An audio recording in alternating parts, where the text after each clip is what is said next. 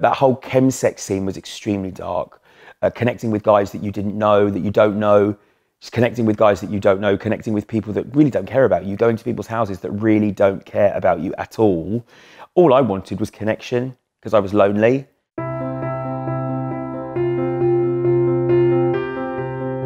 So I grew up in London, in Essex, and my family are from Woodford in Essex. My idyllic life, as I thought it was, kind of spontaneously combusted. Well, it did spontaneously combust when I was 15 because my parents got divorced, and it just all went pear-shaped from that moment. I was 15.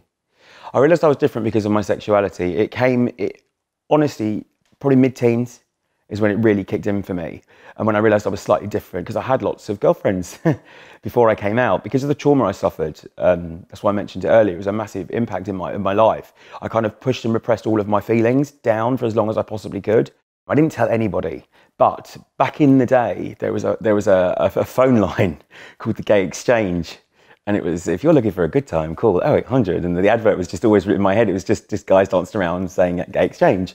And and I remember getting the landline, getting the magazine, going upstairs and calling the Gay Exchange. And the Gay Exchange was where you could just chat to other guys. It was way before all of the gaydars and Manhunt and all of these things.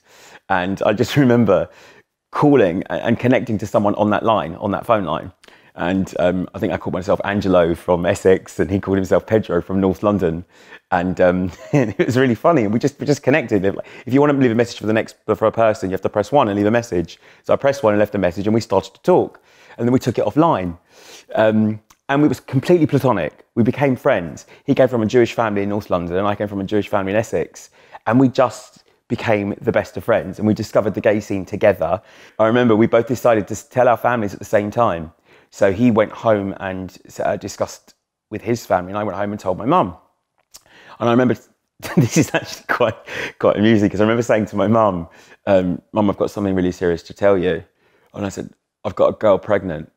And her face just dropped. It was like 20 years ago. I was out of marriage, and she didn't even know I had a girlfriend, which I didn't. I went, I'm only joking, I'm gay.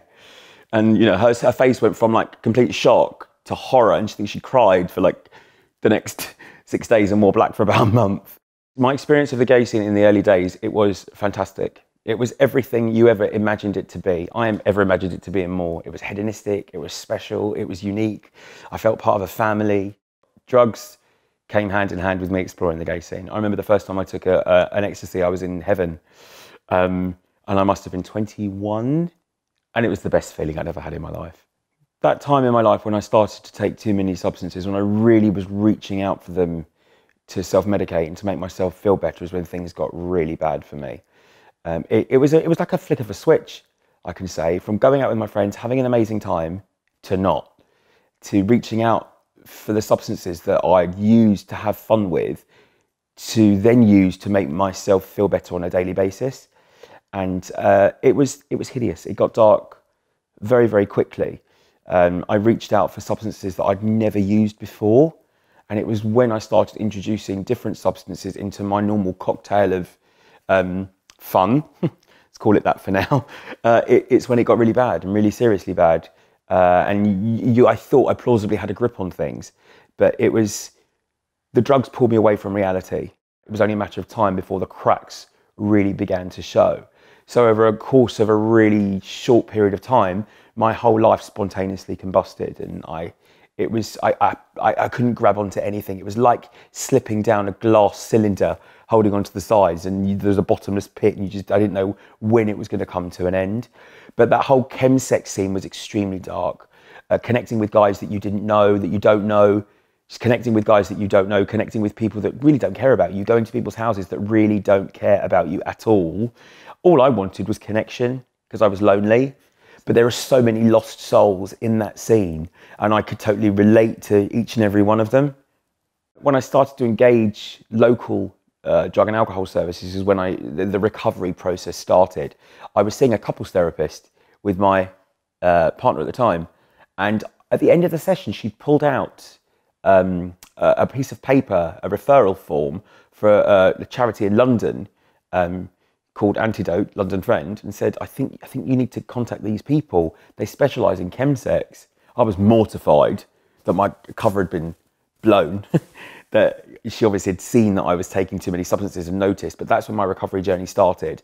And at any point I could have got off, but something in the back of my mind always said to me, you are worth more than this and you're better than this. The first 5 days were tough, then I went down to group.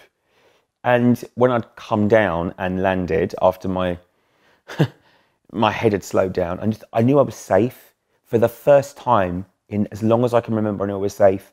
And my counsellor in treatment said to me, she put a hand on my knee and I told her my story, that everyone, my friends and my family, thought I was completely balmy. She believed me. She said, I believe you. I believe what you've gone through, and I'm going to help you work through this stuff. And that was it. I was won over. Someone believed me. The hardest part for the recovery process for an LGBTQ person, for me, being an LGBTQ person, was there's only one thing you need to change, and that's everything. It's creating those new relationships again. Sober sex is really daunting for people that are trying to find recovery, that haven't had sex sober. So, you know, it was be abstinent from sex for 12 months. That was what was suggested, and that's what I did. That was tough. But I saw my recovery at that pivotal point in my life as a chance to start again.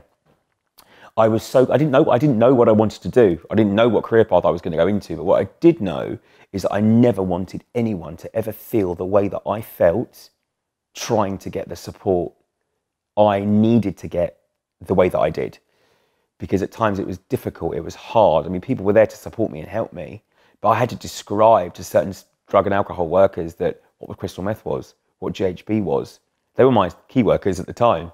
I was given the opportunity to start supporting people locally down in Bournemouth, and I was really drawn towards the Amy Winehouse Foundation. The Amy Winehouse Foundation was in Amy's memory, going into schools and talking, telling young people about your substance misuse story and your life and where you are now. And I loved it. I really loved it. I loved Amy Winehouse. And the moment I knew there was a foundation set up in her name and I was able to go and support, that's what I did. So I started volunteering back in 2018 through a local drug and alcohol service in Bournemouth. And when I remember asking the engagement coordinator there at the time, do you have an LGBTQ group? He's like, no, we haven't got the capacity to run it at the moment, but if you want to launch something like that, you can. They trained me on a peer mental training, peer advocacy training, and then I was able to launch an LGBTQ plus recovery group. And that was also done voluntarily at the time, in conjunction with me starting to work on the Amy Winehouse Foundation. We launched a web chat, LGBTQ plus web chat on a Wednesday, which is a soft landing into services. So anyone within the community that really wants to reach out confidentially and not go through the front door of a service, the way that I had to, they can do so online. The web chat is launched, but in terms of face-to-face services and anything else digitally, we're looking at something nationally as well. With drug and alcohol services, it's so postcode specific. So we're looking at ways in which it doesn't need to be, essentially. And that's what we're really implementing or trying to implement. I want to tell my story so other people can say, wow, if he can do it, I can do it. And that's really important because there isn't a stigma around it. I don't want there to be a stigma around it. It's not taboo that you've got an issue with substances. Most LGBTQ people do go through major trauma, major issues from childhood with internalized homophobia, lack of identity. Many young LGBTQ people have to leave home. It's just the way of the world, and it's just really coming into light now how hard it is for some people, and it's okay not to be okay. Receiving this award means the world to me because I wake up every day and I consciously think about how I can support other people, and I think about the people that need the help. Look back at myself and think of myself when I was in that position, not knowing what to do. So being in a position to be a voice that is able to shine a light on some of the darkest shadows within people, I see it as a gift. I see my journey as a gift, and everyone is unique and everyone is special and everyone has their own story. And this award is part of my amazing, unique, special journey, and I'm just so grateful for it.